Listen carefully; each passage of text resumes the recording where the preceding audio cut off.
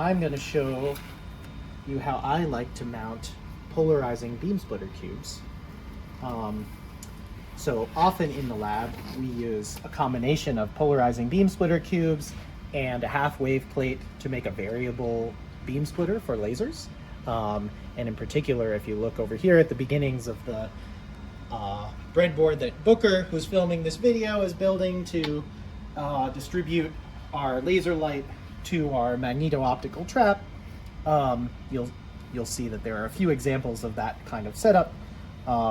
So basically, I've had the machine shop modify just a blank Thorlabs cage mount so that a 1/2 inch beam splitter cube, when glued into this notch, will have its center aligned with the optical axis of the cage system. And because of this, right, the only way to mount it is to glue it on.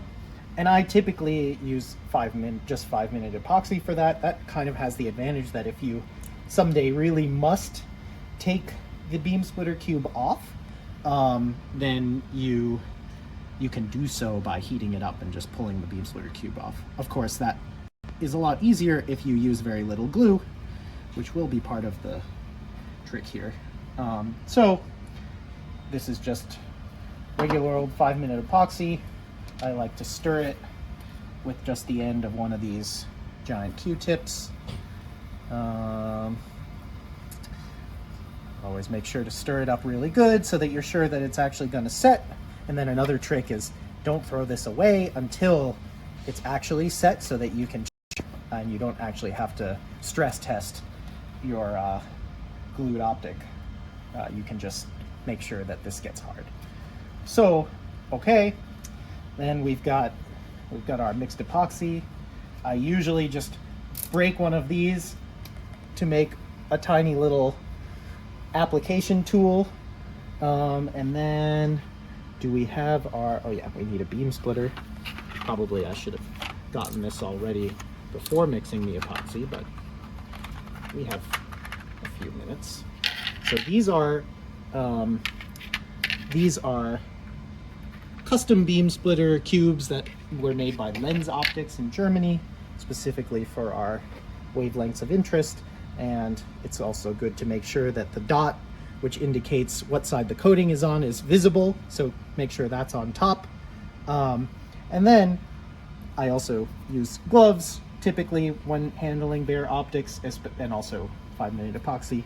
So basically, the goal here is to use as little epoxy as possible.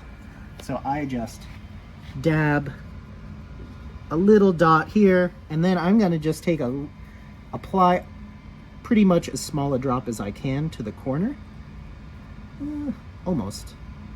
And then all I'm gonna do is carefully slide this thing in, trying hard not to touch the faces. Maybe I shouldn't have had that 3rd cup of coffee this morning. And then we just press it down and against the edge and leave it there until it cures.